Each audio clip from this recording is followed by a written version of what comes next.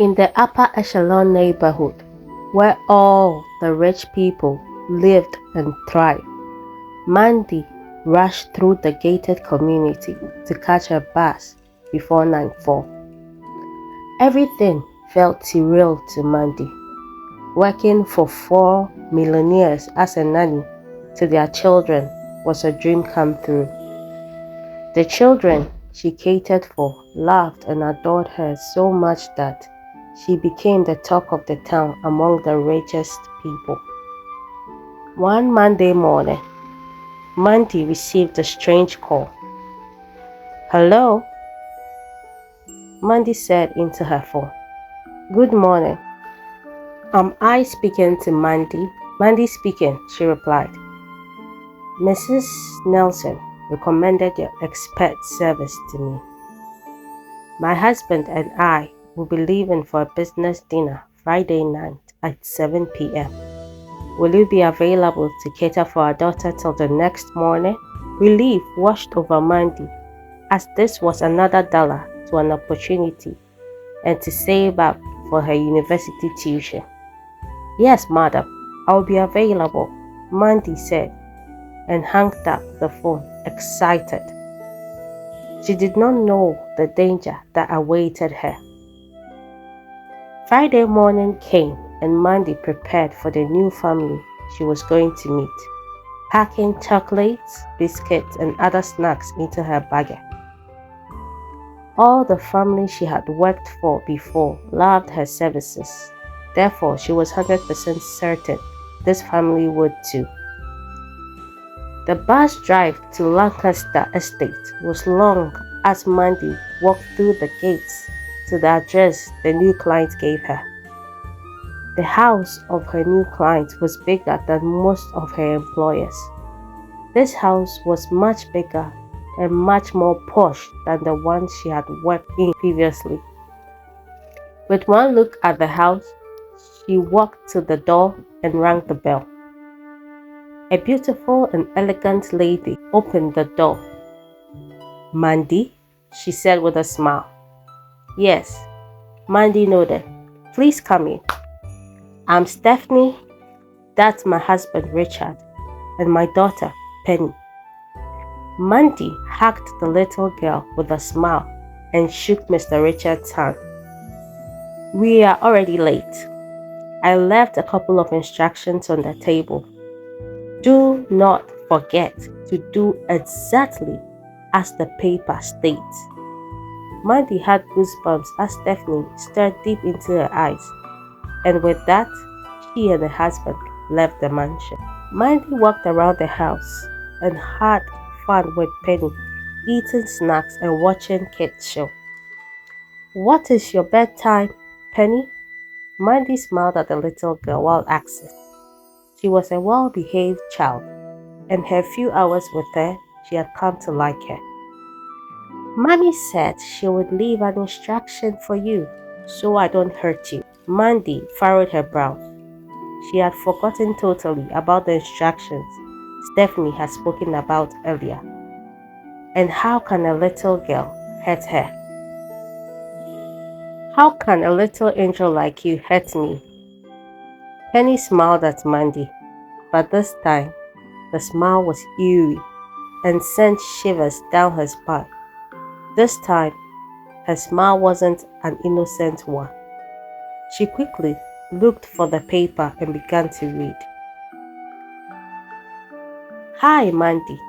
You seem like a nice girl. Read these instructions carefully and follow them step by step without any omissions. You will live to tell the tale. Penny should be in bed by 9 p.m. Lock her door from the back by clicking all the buttons on the doors. You would start hearing a dog whimper. We do not have a dog, so don't go looking. At the dark corner near the staircase, you would see glowing eyes looking at you. Try not to find out who is there. At 11:30 p.m. on the dot, leave a raw meat bottom of the staircase. At this time, Mandy broke into sweat. What have I gotten myself into? She began to cry. and continued reading. I left a clove of garlic on the table with water. Be sure to chew it and drink the water. And no matter what, stay in the living room. Do not go anywhere but the living room. The beast that lives in the basement enjoys fresh liver, kidney, and the heart. Do not fall prey to it.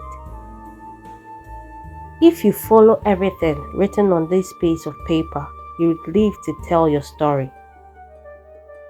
Why are you crying? Penny asked Mandy. She said nothing and shook her head, looking at the little girl. It's bedtime, little princess, she said, not wanting to scare the little girl. She took her upstairs and tucked her into her bed, as she was told to. As she was leaving, Penny said with a devious smile, "Don't forget to close the door firmly outside." Mandy's thoughts began to run wild as she hurriedly walked out of the little girl's room and locked every single lock on the door. She walked downstairs to prepare for the night of terror. She noticed something she hadn't seen the first time, a second note. This was the final nail in the coffin. It read, "At midnight, you would hear banging from Penny's room. She would scream, yell, roar, threaten, and even be calm and pleading towards you. But do not open the door. I repeat, do not open the door." Mandy curled up into a ball in the chair, waiting for the night to be over. Strange noise began from the kitchen. It was like someone was crawling in the kitchen, waiting to run up on her. The handle to the basement door began to turn by itself. Someone wanted to come out from the basement. It continued for 30 minutes straight, non-stop. Then, when it stopped, the dog whimper began.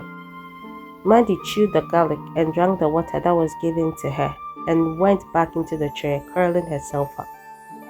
Everything went silent all of a sudden.